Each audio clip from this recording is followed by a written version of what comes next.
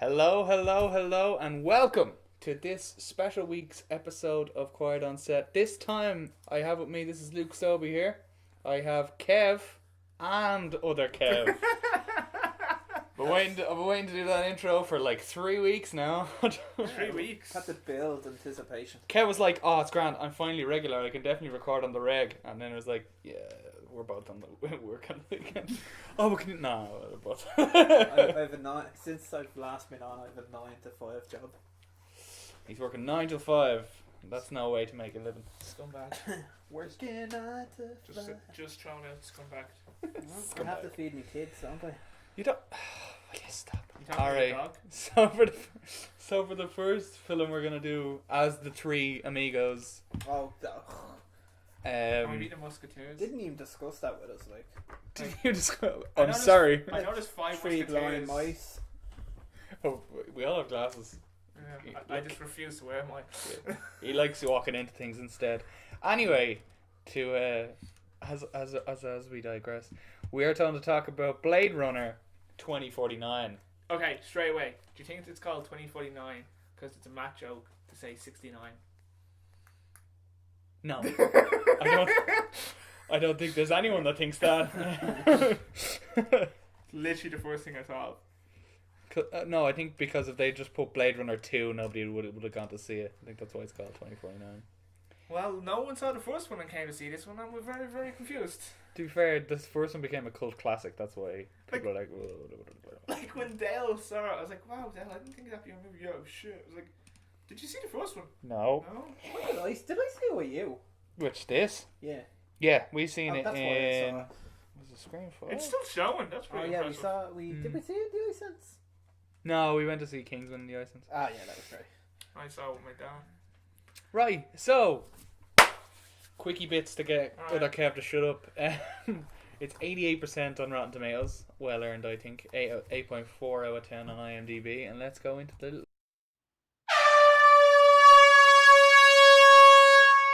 Fun, Sobey. What makes it fun is that we usually laugh halfway through them. Yeah, I'm definitely cutting my bits out. They're factual. I am definitely cutting all of my parts out. It's just going to be you and Kev talking. Which one though? Alright, so that's boring. David Bowie was Dennis Villeneuve's first choice to play Wallace, but passed away before they started shooting. That probably would have been better than fucking. But you know, he's refused to do movies for years and years. So he Yeah, but he would have done it for Danny Villeneuve. Let's be definitely real. wouldn't. He wouldn't do the Olympics in London when they offered him shit money. Shit tons of money. He's like, "Nah, you're alright." Well, offer your $5 right now. I'll turn that down. Nah, man, I don't need that. That would have been pretty impressive. His last movie he did was August. He's a cameo part of it. Was his last movie. You know, it's great about IMDb. I can just right click that motherfucker and just find it. I'm a historian for Bowie. Ha! You were so wrong. It's his song. He doesn't appear in it. Oh, look at you mad thing. Right. Actor? Yeah. David Bowie Lazarus. Back. His music videos don't count. Twin Peaks, The Missing Pieces. Oh, that's a TV show.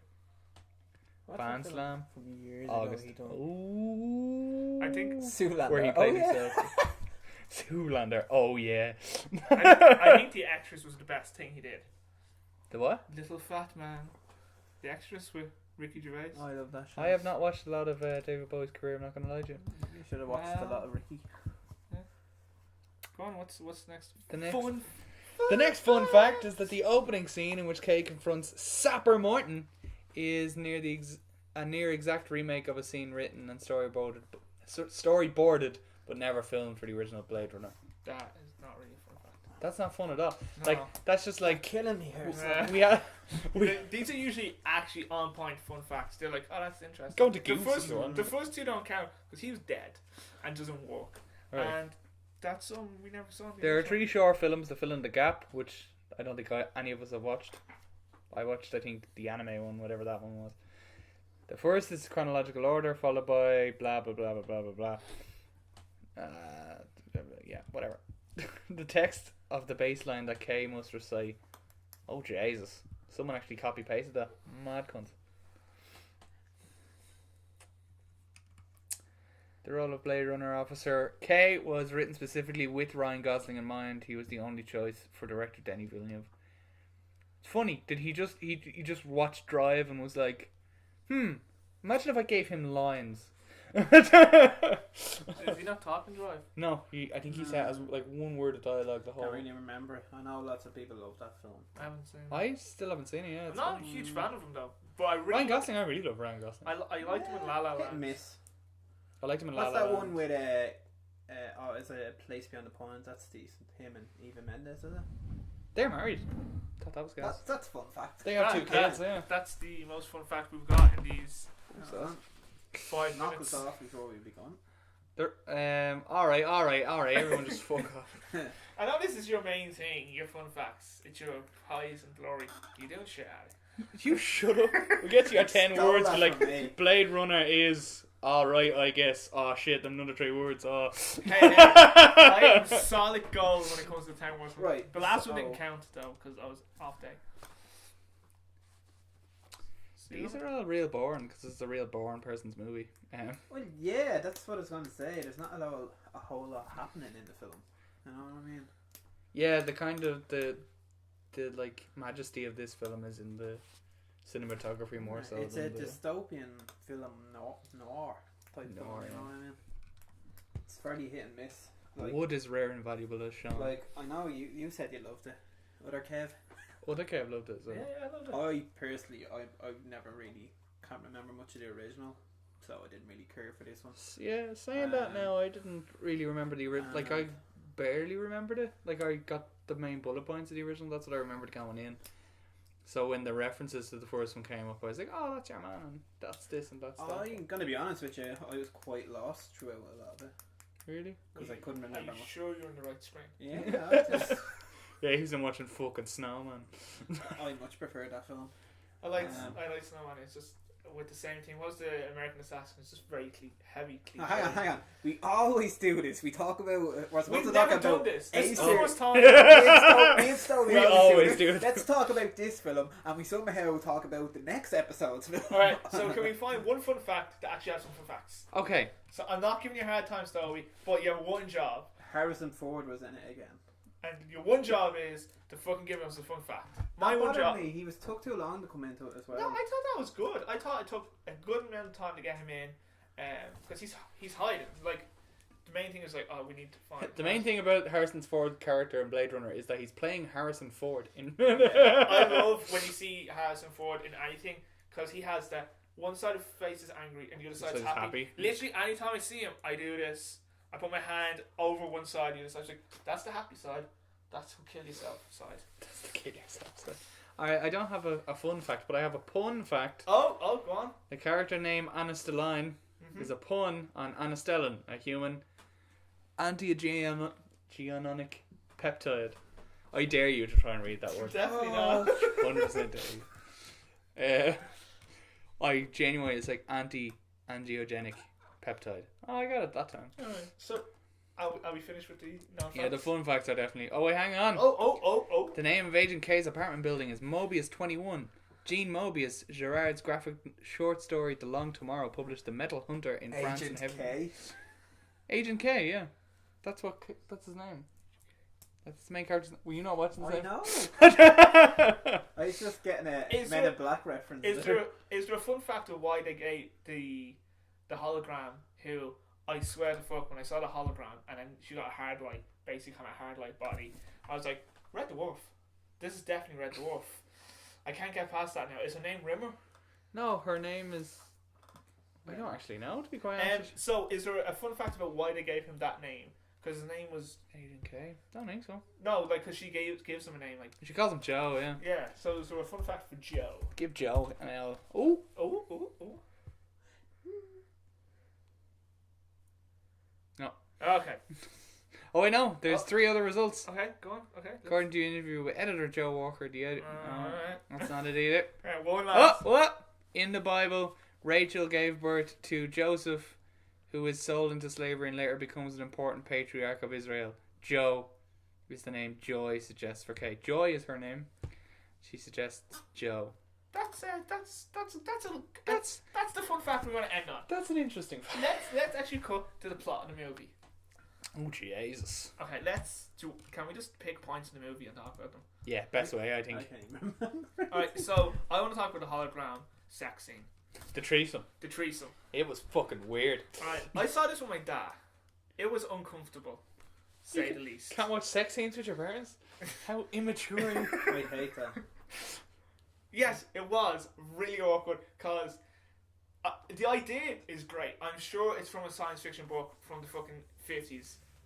Because it's so good, the idea that she just merges with her. Basically, you stand still and we'll kind of like flow together. It doesn't work though. Like, she's like, I'm syncing with you. And I was like, she's a fucking replicant. Surely she can just... And then they're doing the exact same shit. Like, it just... Like, every time the ginger, whose name I didn't bother learning at all. She's played by... Oh, her name is Love. That's even worse. But yeah, every time she like touches him or... Oh, no, different person. Love is the evil one. Oh, Mackenzie Davis, her name is. Oh, is Love the one who actually just kills all the people? Yeah, the psycho. Oh, because she's a serpent with a name, which is rare. Yeah. Her master gave her a name.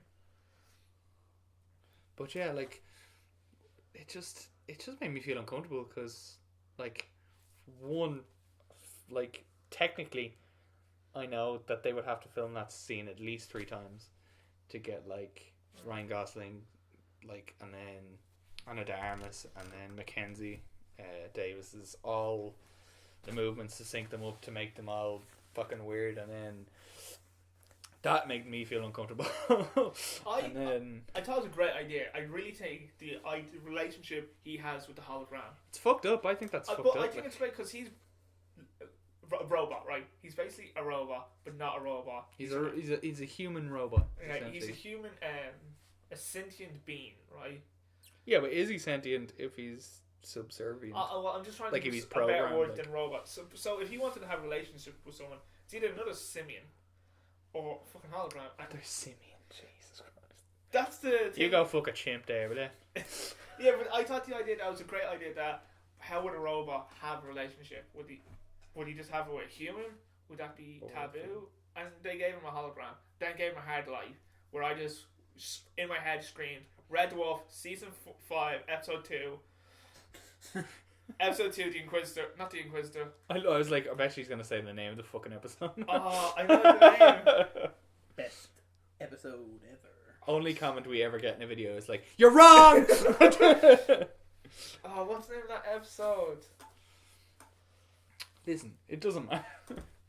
I love that episode because they have a big fight scene at the end. It's great. It's a real good episode. For me, that threesome scene is troublesome because when Love is talking to Kay and she notices that he has the hard light yoke with him, and she's like, "Oh, you're also a customer," and he's like, "Yeah," and he's like, "Are you satisfied with the project or with the product?" And he's like, "Yeah, pretty satisfied." But then when when Joy and Kay are interacting, like, it seems very real. Like, it seems like she has emotions. It seems like she cares. But, like, is that because she actually cares? Or is it because she's programmed to love him no matter what and she has to make him happy? Like every time he's sad, she, like that time he comes in, like, when you first meet her, and she, like, keeps changing her appearance to the different things that they normally do, like read a book or go for a dance, or is it just that...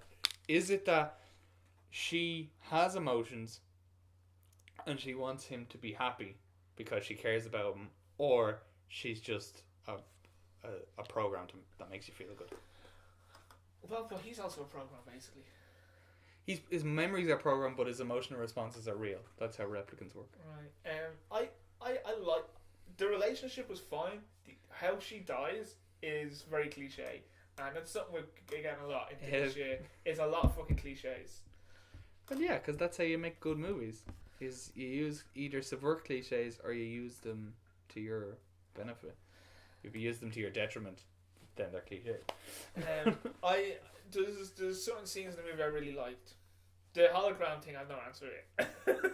It's just, it just upset me. Like, I was just like, because she doesn't need to die. She's essentially like a sex slave then. Like, she can't obviously physically have sex with him because she's light, but like then that she has the threesome scene where she essentially hires a prostitute to be her rubber body, and that's weird as well, because like basically she just puts her skin on her so that she can fuck Ryan Gosling, and then you have to think, did she do that because she cares about him and she wants to like actually be real for him, or did she just do that because? It feels like it's the wrong bit to get into. I don't know. It's just like for me, like that was the bones of the movie. The reason I liked it was the like existential shit where it was like,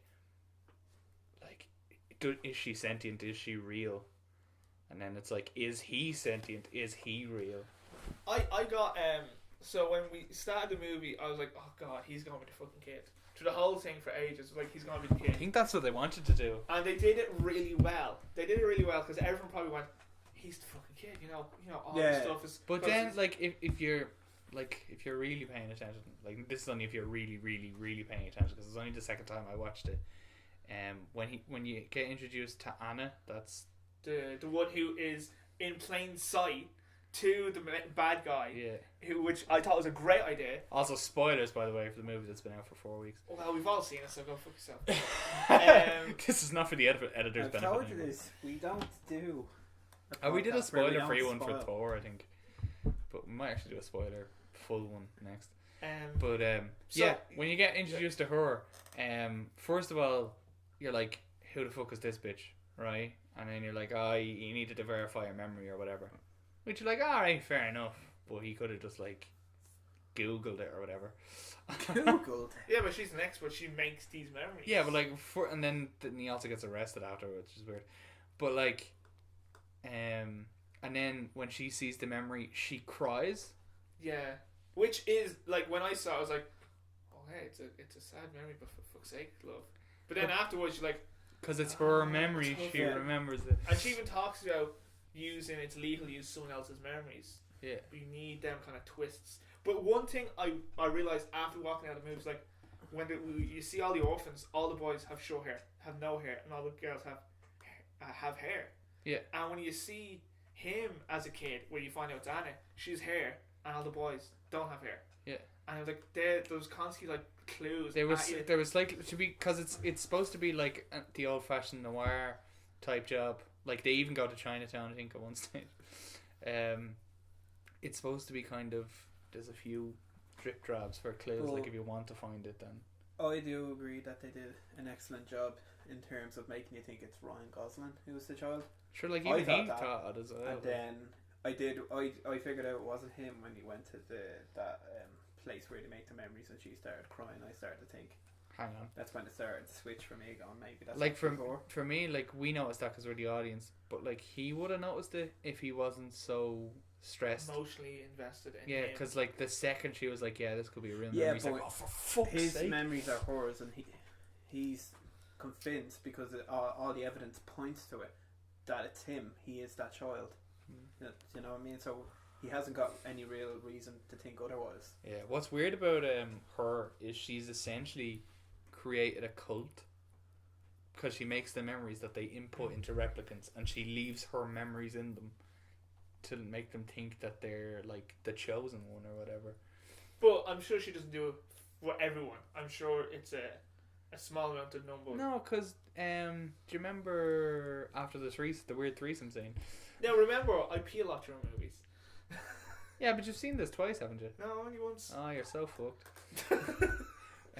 After the weird threesome scene, the prostitute Mariette picks up. She bugs him. No, she bugs him, but then she picks up the wooden horse and she like looks under it, the same way that Ryan Gosling was like, "What the hell?" Do you know, that kind of way. So like, obviously, they either all have the memory or they've all heard about it. Do you know, I that presume kind of... she's part of the cult. Yeah. Already, she's part of the movement. She's part of the movement, but like, how do you become part of a movement? Like the way Ryan Gosling becomes part of the movement is he remembers something that's Also, part of the case. she's Like, locked in a room essentially, so she probably tries to live through these people, in that she gives them their memories, kind of, and they get to live kind of her life I continues guess. on. Like, Jared Leto's character is amazing in this movie. do you think so? I really think he's a good evil guy. He's a good. No, he's He's so good at being evil. like I love the Played one other villain and he was terrible at he, it. the way he's always in these rooms. He's blind. He's looking for. All right, hang on, hold on. While you're talking about the fact that he's blind, that scene where like the new replicant is born, and then he like kills her for no reason. Yeah. What the fuck happened there? Because she wasn't perfect enough. He's blind. Yeah, but he's looking for perfection. He basically wants the rise to happen because he wants to take over. But like his character's a bit like, oh, I want you to be able to reproduce, or because it's just not completely 100% why he's doing all this. Does he want? Yeah, none of his like things made sense to me at all. But he's a good. I thought he was a really good bad guy. He had the rooms they put him in were great because because they were dimly lit. Like it really highlighted the fact that he was blind because his eyes were constantly in focus. There's always water. There's always something like unnerving or unsettled in his room. Like there's water, not like calm, always moving. Yeah. Yeah. I don't know. It's been a while since I've seen it, and I liked the movie. I liked it as well. I had to see it again, watch it, and be able to pause it while I take a piss. You just go out and ask the usher. Here, can you just go up and pause screen for us there?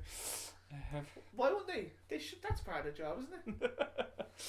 So, Kev, you're the only one out of the two of us that didn't love this movie. Yeah, I'd go as far as saying I didn't like it. By all means, argue your case, and we'll try and smack you in the face. It's as you said, it's a cult classic. Well, the first one, you know what I mean, and that's what it's based upon. The second one, that's who their target audience are. The people that love the first one. I don't think, you know what I mean. They made this. Yeah, you didn't really give a shit. Yeah, this is going to be bigger and better, and everyone's going to come see this. They were basing it solely off the previous one. Do you know what I mean? Because it's that kind of film, and either you're into them or you're not. And like for me, like I remember the first one, but not well. But I remember not particularly caring for the first one either. I like those kind of films to an extent, but this Blade Runner didn't do it for me. I was confused, and it is hard to follow if you're not. I guess you're not familiar with the characters or even the first one that much, and yeah, for some people that's an issue, but for me, very slow paced. I get why. And sometimes I love a slow-paced film, but for me, I was just getting very bored watching it. Yeah, and it is fairly long. It didn't pick up until towards the end, and the best parts for me were, in fact, when Harrison Ford was on screen, because he's Harrison Ford. But he does bring a lot of life to the. Yeah, but overall, I wouldn't say I'm disappointed. It's just not a film for me. Yeah, I get you. I wouldn't watch it again, like ever. Yeah, but I can appreciate that it is a film that if you're into the Force and into those kind of films, you're gonna love it.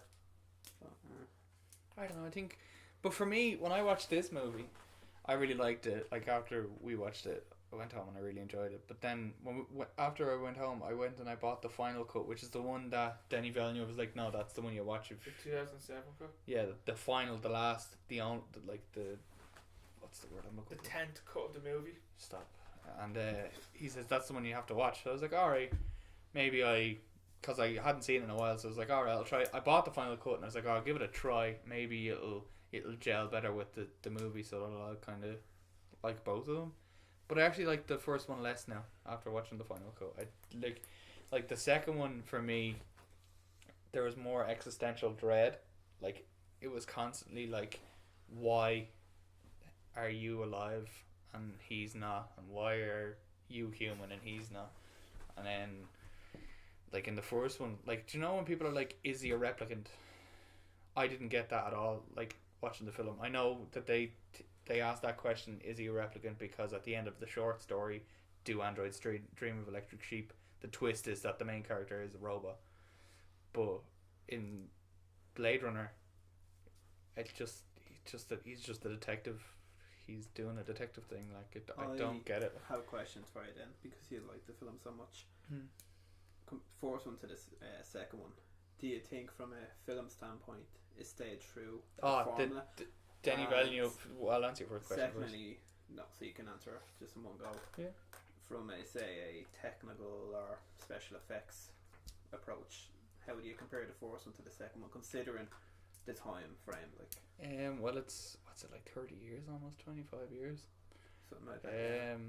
The first one into the second one, stylistically, they're pretty identical. Like, it's the same tones, it's the same colors, it's the same. Like I was saying to you, that those long drawn out shots, that's Blade Runner. That's what it is. It's like, you know, that scene in the second one where he's gone back to headquarters and it's just a shot of him driving, and then it does a long shot of the city. That's like a scene pretty much taken straight from the first Blade Runner. The reason I ask you that, because the original Star Wars films, people love how they were, the George Lucas ones. Yeah. They love, and that's why they're coming back to that now. But people hated the, you know, the ones The in prequels, the 2000, yeah. Because even though they had better technology, it was just over the top with special effects. So. Yeah, he kind of. But I'm not saying that in this case, because the film. See, what happened there had was a sense of they like continued on from how it was made, like 25, 30 years ago. The difference between Blade Runner 2049 and the prequel trilogy is that it'd be like if Ridley Scott made Blade Runner 2049. The way the way George Lucas approached the prequel trilogy is, this is all the stuff I wanted to be able to do back in 1983, and like the Attack of the Clones, his proudest achievement of that movie is not that he made a good movie, is that he could make that entire movie in one tiny soundstage with a green screen. That's his most proud achievement. That was his aim, because he's an editor. The thing that he likes to be able to do is edit. Like, he wants to get to the editing process as fast as possible, so he puts everything in post. Whereas with Denis Villeneuve, he likes Blade Runner. He wanted to make a film that was a testament and a tribute to the film that he liked, that inspired so much pop culture, like from anime to fucking sci-fi to all the various shit that included it. Like, Fifth Element came out a couple of years after Blade Runner, and like, I didn't like that either. I love Fifth Element, I think it's great, but it was heavily inspired by elements of Blade Runner. And then with the technology, for me, all it did was improve the overall feel of the movie. Like, they could but it do the didn't take hologram away from it. No, it didn't. Like they used the hologram. They just slightly put in effects to let you know that she wasn't there, and then they took away the eye thing that replicants do. I don't know whether that was on purpose or not. You know, the way in the first one, if a person was a replicant, they, like Ridley Scott tried to get that thing where there was like the eye was reflected on the inside of the iris, so their eyes look kind of red. Gave them red eye essentially. And they don't do that in the new one. I don't really understand or know why. But other than that, like, I'm asking you questions because I don't have a whole lot to say about it, but yeah. you do. I know Harrison Ford's obviously in the second one, but in terms of comparing Harrison Ford to the first one and Ryan Gosling, do you feel who stood out more, who had the better role, or is it too hard to compare because they're kind of different at the same time? The way that they were directed was different. Like with Ridley Scott, he was directing the film as if Deckard was a replicant, but Harrison Ford didn't think so. He thought that he was battled human. on that constantly. Yeah, so he portrayed Deckard as a person, so he had emotions and he reacted and he was angry and he was depressed and he was an alcoholic. He can't run through walls, like. I thought that, I have to be honest with you, when I've watched the second one, I thought Ryan Gosling was a robot at first. That's the point, because the way Denis Villeneuve directed him was like, you're a robot, you're a... Like, they kind of make that when... Because I couldn't figure out, I could tell the other people who were, the other, like there were people. Yeah, you could tell straight away, but with him, I'm like, isn't he, was he just, like, raised to be motionless? Yeah. To be fair, like, I'm not sure what I think are they Nexus 8s or whatever? I can't remember what the fucking thing is, but, like, with the Nexus 6s, they were the ones that were before. They're the short lives. They had like 4 years, because any longer than that, and they'd start to develop their own emotional responses to things based on their own experience. It was another way of controlling, but that's what Blade Runner is about. The first one is like they want to find a career to give them longer lives. Yeah, but they can't get longer lives because that's not how gene therapy works. And it came from that iconic tear speech in the rain. Yeah. Do you agree with the casting choice of Ryan Gosling? Yeah, I do. Would you consider anyone else to pull that role off? See, the way the Danny Villeneuve wanted him to do it was that he slowly got emotional, and that's the way Ryan Gosling did it. He was emotionless at the start, and it was all cells, that baseline shit. And then when he got to the end of it, he was angry and he was passionate and he was human, essentially. Do you think if Harrison Ford, for whatever reason, they decided not to have his character in this film, they went in a different direction with just Ryan Gosling, that it would work? We would have cut 30 minutes off the end of the fucking movie.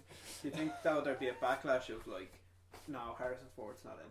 Do you think that could affect it? No, well, I thought he was going to die because he dies in all his new movies now. This is when he brought back for a sequel. But my first thought when I saw him in Star was like, you're going to die at some point in this movie, aren't you? And so did the franchise. No. But for me, all Harrison Ford's character's introduction did was just extend the connection. Just extended the film.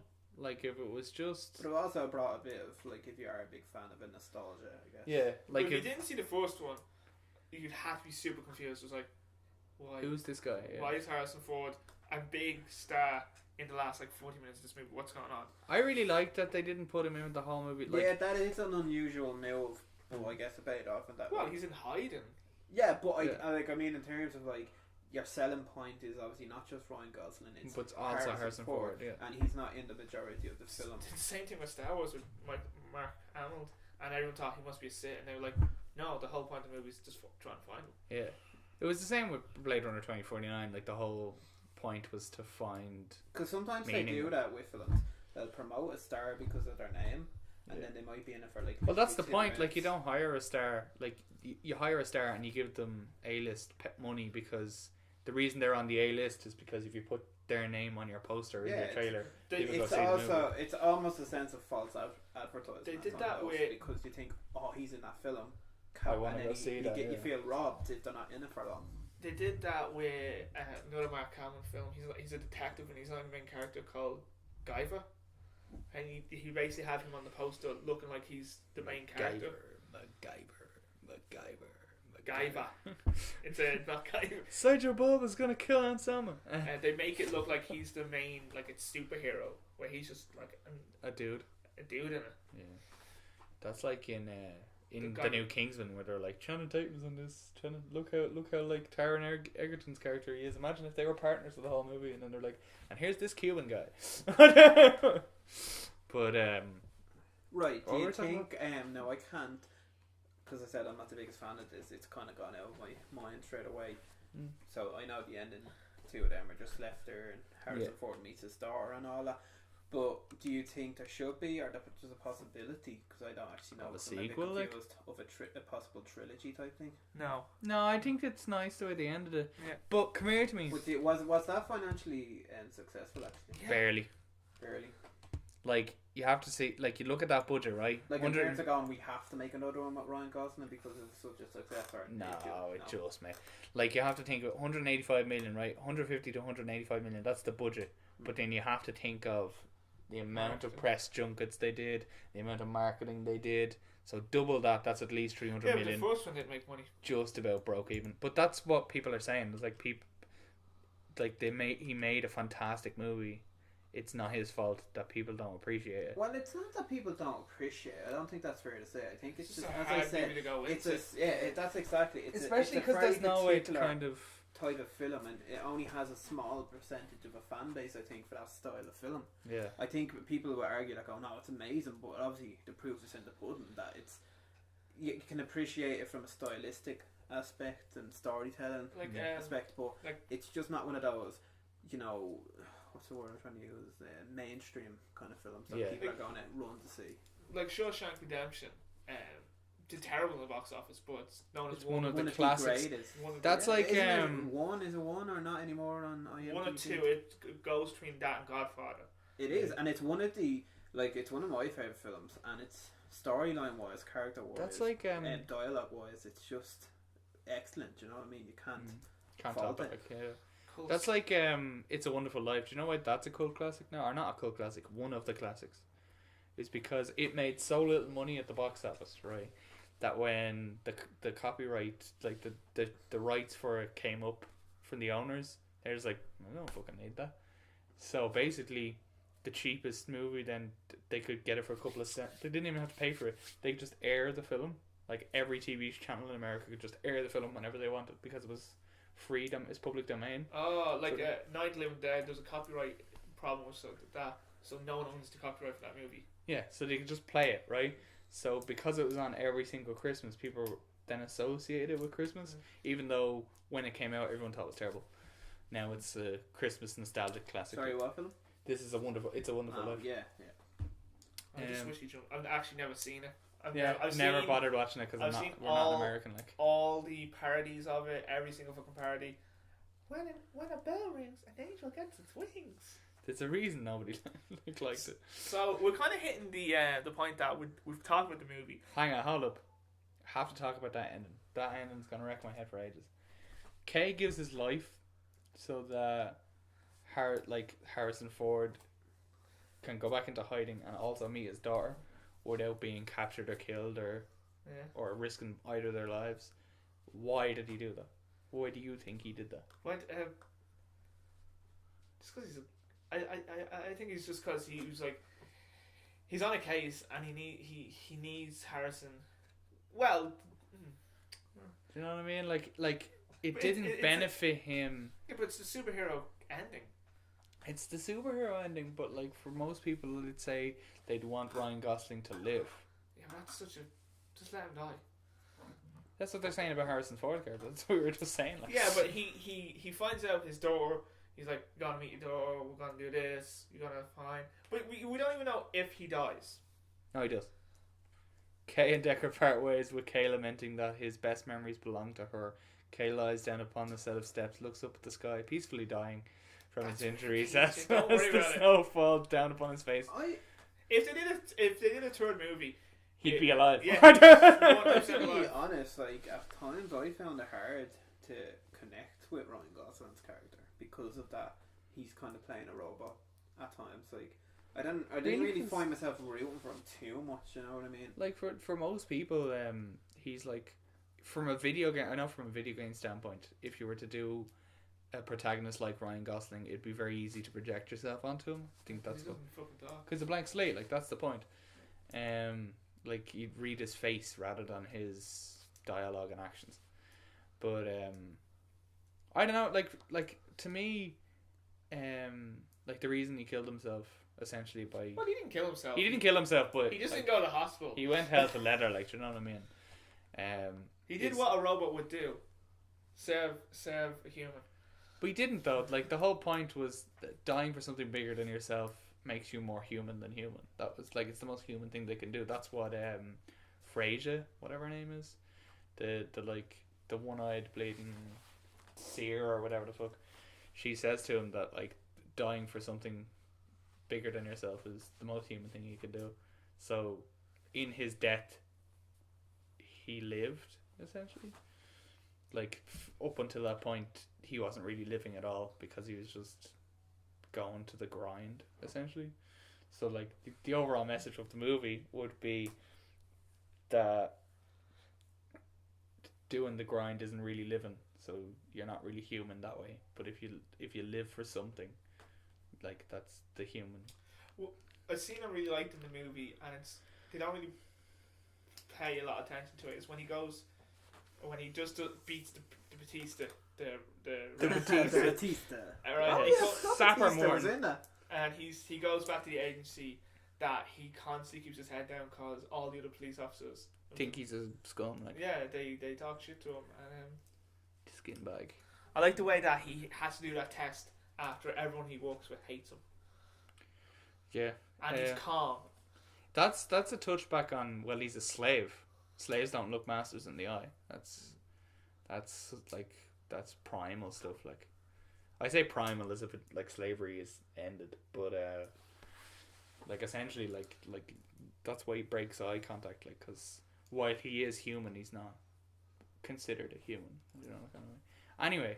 Right. So can you do the plot of this movie in 10 words or less? Can I do the plot of this movie in 10? I know.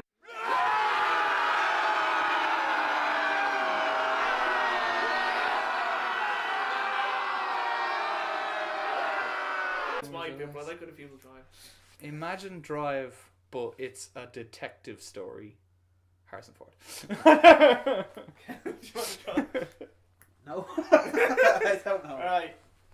Maybe on a better film. Oh wait, no. Imagine Drive, but it's a detective story in space. I like that one better. Robot, right? Let's start with that. Robot thinks he's a human, then gets terrified when he's not. That's like 11 words. Yeah, it's fine. You know, like it's a Technically 12 because you like put he and his together. Alright, okay, it's a Get better at your segment, Kevin. no, like when you're I can always pitching cut this out. when you pitch a film, you have to pitch it in 30 words. How would you pitch this movie then? So like you don't have to say like Reboot. Robot, Mr. Like you try to make it sound like it's the most amazing idea ever. We got Ryan Gosling for less than 10 million. We got Ryan Gosling to say nothing. For free. We got Ryan Gosling. And Harrison Ford. Let's make a movie. Han Solo and La La Land. Together at last. I think we just okayed the 200 million bullet. Okay, so do you want to do recommendations then? 100% the only thing I can recommend would be the two movies I already mentioned. Would be Blade Runner for the obvious reason, and then Fifth Element if you like the style, but like want a bit of action, a bit of juice. I'd say the original Ghost in the Shell anime. Yeah, that's heavily inspired by Yeah. Blade Runner. Yeah, definitely. Or Akira. Film Akira I also had, goes. Ghost in the Shell. That one. That what was her name? Scarlett Johansson was in. Whitey McWhiteface. We can talk about that if we ever do that. Because what's your recommendation? Like in terms of what I. What film would you, if someone liked this, what would you recommend? Or they even watch? the actors, what do you think? Or based on the actors, if you like the actors, what would you watch instead? Like if you didn't really like this movie, so what would you watch instead of this? Oh, that's very hard. I could just say anything. Yeah, that's Yeah, but like it has to be like related to some of the actors or the style or something. That's a tough one. Lisa didn't ask you why you want any pizza. Stop. Pepperoni and chicken. See, I'd say Pepperoni something and like. chicken. So you want me to recommend a film that's like this? Or if Like you didn't like it. you so didn't like it, so you could be like, I'd rather watch Nice Guys with Ryan Gosling. Right. Do you get me? Yeah, like I wouldn't recommend this. Like I always base it on knowing the person, Yeah, and I like get a sense of what they would generally go for. So I'd say I wouldn't recommend this to the most of the people I know, or in general, to be honest with you, because I think there's a lot of better films out there. Like honestly, I'd rather recommend and watch Thor. Yeah. Okay, because I've seen that recently, compared to something like this, because I think it's leaps and bounds better, and just it's more suitable to a general audience. I think. Yeah, this is suited more to of a a particular audience. more cult audience. Not cult. That's a bad word to use. Cults, yeah, Brian watch. Well, that's been the first week of the two Kevs and Stobie. let's see how long Three that will friends go and for. Jerry. Let's see how long this can go. So anyone want to play us out? Please like, comment, and subscribe. I'll let you go on. You can say your goodbyes and I'll do my glass. Our goodbyes. This is actually our suicide now. Well, hopefully going forward, because it's been a rocky few weeks, it will be a continuous thing where Please like, comment, and subscribe, or leave fucking sort us out with a bit of Blade Runner feedback, and we'll see you next week or in 2 weeks. Or I have been How to Manage Show Man. Till next time, take care. Goodbye. See ya. this has been Ron Burgundy.